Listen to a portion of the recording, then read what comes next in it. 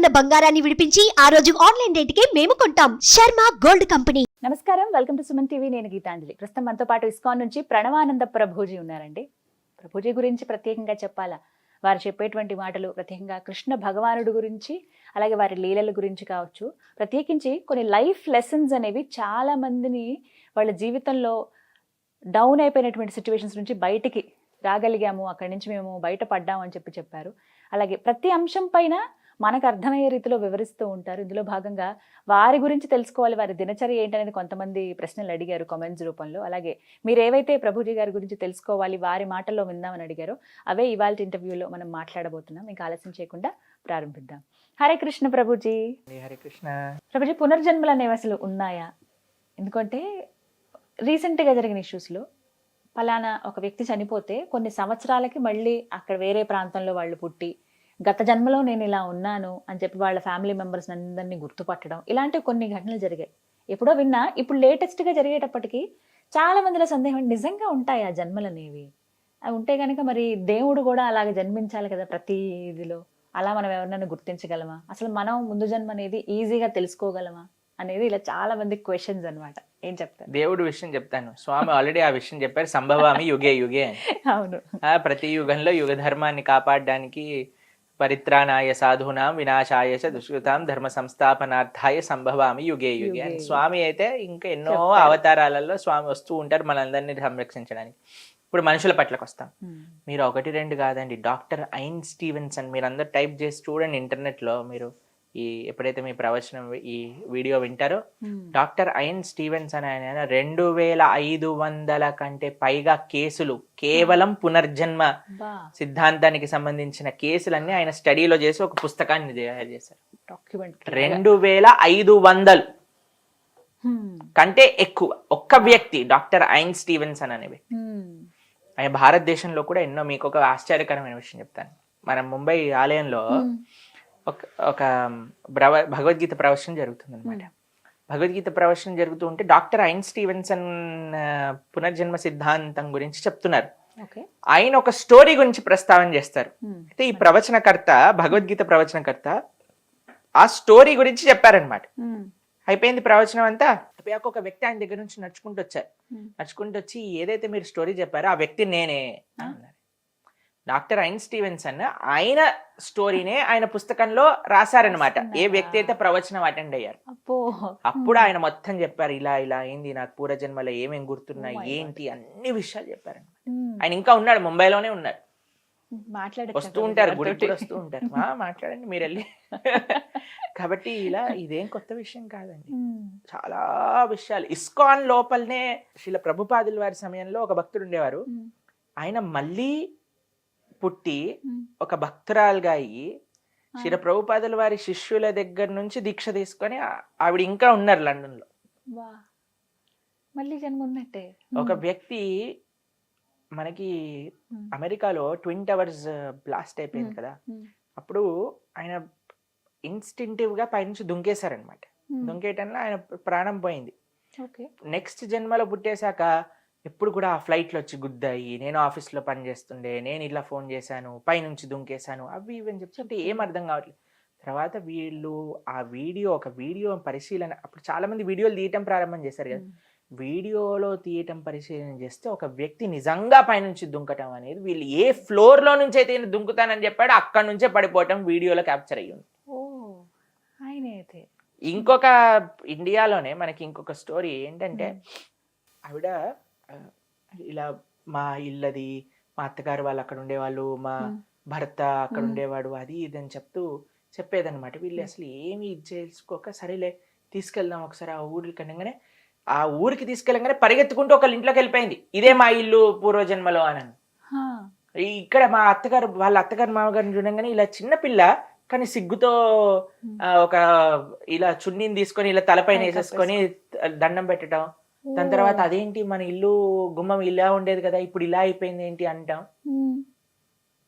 ఎన్ని మీరు ఇంటర్నెట్ ఎత్తుకండి, మీకు ఎన్నో విషయాలు పునర్జన్మ సిద్ధాంతం గురించి. అందుకే కృష్ణుడు భగవద్గీతలో చెప్పాడు పునర్జన్మ సిద్ధాంతము, దీన్ని రీఇన్కార్నేషన్ థియరీ అని అంటారు. ఇది ఆత్మ మనము మనం శరీరం కాదు, మన ఆత్మ అనేది ప్రస్తావన చేయడానికి ఇదొక చాలా పెద్ద సైంటిఫిక్ ప్రమాణం ఇది. కానీ ఎప్పుడైతే తల్లికి ఆ బిడ్డకి ఉన్నటువంటి బంధం తెగిపోతుందో, అంటే బొడ్డు తాడు ఏదైతే తెంపేస్తారో అక్కడతో మర్చిపోతారు అని అంటారు.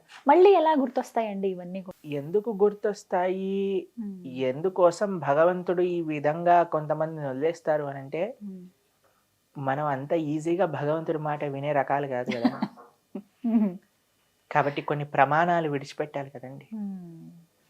అంతెందుకండి, మీరు మన ఇంట్లో ఉండే పిల్లలకి చూడండి, చిన్నప్పటి నుంచి వాడికి అలాంటి ఎక్స్పోజర్ ఉండదు, వాడికి అది చూపించి, కానీ కొన్ని టెండెన్సీస్ ఎక్కడి నుంచి వస్తాయో కూడా మనకు తెలియదు. ఎక్కడ నేర్చుకున్నావు ఈ అలవాట్లు అని అంటారా? పూర్వజన్మ నుంచి వచ్చినాయి, ఎక్కడి నుంచో కాదు, పూర్వజన్మ నుంచి వచ్చిన సంస్కారంలే ఇవన్నీ కూడా. కాబట్టి మనం ఏం నేర్పించాం, చెడైనా మంచైనా ఏదైనా కొన్ని పూర్వజన్మ నుంచి వస్తుంటాయి. అందుకే పూర్వజన్మ సుకృతి అని అంటారు. లేదా వీడు అమ్మో ఈ పూర్వజన్మ ఏ రాక్షసుడో వీడు అని అంటుంటారు. ఎందుకంటే వాళ్ళంతా అల్లరి చేస్తారు. ఎందుకంటే అమ్మ నానేమో అంత మంచి వాడు, అన్నయ్య తమ్ముడు వీడేంటబ్బా ఇలా ఉన్నాడు, వీడు ఈ జన్మకి కాదు, పూర్వజన్మ సంస్కారాలు అని, పూర్వజన్మ సంస్కారములు అని వాడుతూ ఉంటాం మనం మన వాడుక భాషలో. మీకు తెలుసు కదండి ఈ విషయాలన్నీ కూడా. కాబట్టి నియర్ డెత్ ఎక్స్పీరియన్స్ అని ఒకటి ఉంటుంది, తెలుసా మీకు? అందులో ఏమవుతుందంటే, శరీరం పోయే సమయానికి అలా ఆత్మ దగ్గర పడుతున్న సమయం నుంచి ఇలా ఒక్కసారిగా బయటకు వచ్చేస్తారు అనమాట. దాంట్లో చాలా ప్రమాణాలు ఉన్నాయి. మీకు ఒక విషయం అంటే మనిషి చనిపోయే ముందు కొన్ని సంకేతాలు కనిపిస్తాయి. మీకు మా విషయమే చెప్తాను. మీకు మన భక్తి వేదాంత హాస్పిటల్ అని ముంబైలో ఒక హాస్పిటల్ ఉంది. అంటే డైరెక్టర్ మాధవానంద ప్రభు అని ఉంటారు. వారు ఒకసారి వెళ్తున్నప్పుడు ఒక దగ్గర భగవద్గీత చూసారనమాట. మన డివోటీస్ డిస్ట్రిబ్యూట్ చేస్తున్న భగవద్గీత. అయితే భగవద్గీత పక్కన ఒక చిన్న పుస్తకం ఉంది, సెకండ్ ఛాన్స్ అని అంటారు శ్రీల ప్రభుపాదుల వారి లిఖితం, అజామిల వృత్తాంతం. దాంట్లో ఏముంటుందంటే, కొంత అజామిల ఇలా బెడ్ పైన పడుకుంటాడు, కొంతమంది యమభట్లు వస్తారనమాట ఆయన దగ్గరికి. అప్పుడు విష్ణుదూతలు, ఆయన నారాయణ అనగానే విష్ణుదూతలు వచ్చేస్తారు, యమభట్లను పంపించేస్తారు. ఈయనకి ఇంకొక ఛాన్స్ ఇస్తారు, హరిద్వార్కి వెళ్ళి తపస్సు చేసుకొని తరిస్తాడు అనుకోండి. అయితే ఈయన భక్తుడు కాకముందు విషయం అనమాట. ఈయన నడుస్తూ వెళ్తున్నారు, చూడంగానే అరే ఇలాంటి వాళ్ళని నేను కూడా చూశాను అని అన్నాడు. ఎవరిని చూసి అంటున్నాడు? యమభట్లను చూసి అంటున్నాడు అనమాట. ఇలాంటి వాళ్ళని నేను కూడా నా జీవితంలో చూశాను. ఏమైంది, ఎందుకు చూసాను అంటే, కొంతమంది వచ్చారు నా దగ్గరికి. అయితే మా నాయనమ్మ చెప్పేది, ఇలాంటి ఏదైనా ఇలా భయంకరమైన వ్యక్తిని చూస్తే మనం భగవంతుడి యొక్క నామం చేయమని చెప్పింది. రామకృష్ణ హరి రామకృష్ణ హరి రామకృష్ణ హరి రామకృష్ణ హరి అని వాళ్ళు వెళ్ళిపోయారు. అనగానే వీళ్ళు ఆశ్చర్యపోయారు, సరే ఈ పుస్తకం వీటి గురించి చెప్తుందని ఇస్తే, ఆయన తర్వాత డివోటీ అయిపోయారు. ఇప్పుడు భక్తి వేదాంత హాస్పిటల్ డాక్టర్ ప్లస్ డైరెక్టర్ కూడా. కాబట్టి ఇలాంటివి కూడా మనకు తెలుస్తూ ఉంటుంది. కొంతమంది పాపం అప్పుడప్పుడు వాళ్ళ GPS కూడా పనిచేయదనమాట, రాంగ్ పేషెంట్ దగ్గరకు వచ్చేస్తారు, అప్పుడు వాళ్ళని డైరెక్ట్ చేసేయటం వచ్చేస్తుంది. చాలా స్టోరీస్ ఉన్నాయండి అలా. యమభట్లను చూసిన వాళ్ళకి చాలా మంది, ఎంతో మంది యమభట్లను చూసిన వాళ్ళు ఉన్నారు. ఎంతో మంది యమభట్లను చూసిన వాళ్ళు ఉన్నారు. మీరు వీడియోలో ఇంటర్నెట్ లో కూడా చూస్తుంటారు. మీరు కొంతమంది చనిపోయే ముందు ఇలా ఇలా ఇలా వాళ్ళు ఏదో లాగేస్తున్నట్టుగా ప్రయత్నం చేసి ఆయన లాస్ట్ పడుకొని ఇలా బయటకు వచ్చేస్తుంది ఆత్మ. అవుట్ ఆఫ్ బాడీ ఎక్స్పీరియన్స్ అంటారు. మీకు అమెరికాలో జరిగిన ఒక విషయం చెప్తాను. ఒకళ్ళని హాస్పిటల్లో, ఆవిడ అన్కాన్షియస్ స్టేట్ లో హాస్పిటల్కి వచ్చింది. ఐసీయూలోకి తీసుకెళ్లారు, ఆపరేషన్ చేశారు. ఒక 1 day తర్వాత అనెస్థీషియా అంతా పోయాక ఆవిడ మామూలు కాన్షియస్నెస్కి వచ్చింది.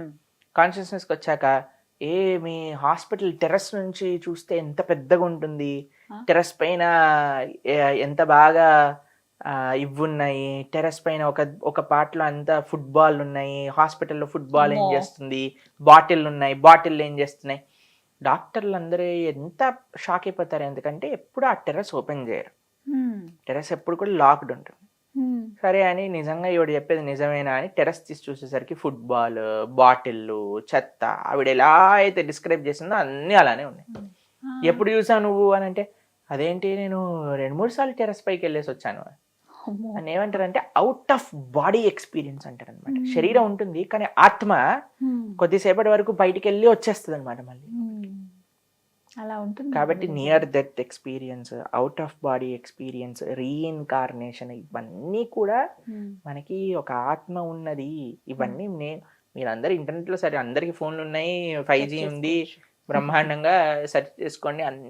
ఎన్ని పేపర్ల వందల వేల పేపర్ల స్టడీ రీసెర్చ్ కేవలం రీఇన్కార్నేషన్ పైన, near death experience, out of body experience, వందల వేల వీడియోలు మీకు ఇంటర్నెట్ లో దొరుకుతాయి. అంటే అలా కనిపించిన వాళ్ళందరూ కూడా డెత్ దగ్గరలో ఉందని భావించాలా? అలా ఏం లేదండి, అలా ఏం లేదు. కానీ చెప్తారు కదా, చెప్తున్నాను, చనిపోయే ముందు ఇన్ని సంకేతాలు కనపడతాయి. పునర్జన్మ సిద్ధాంతం ఉన్నది.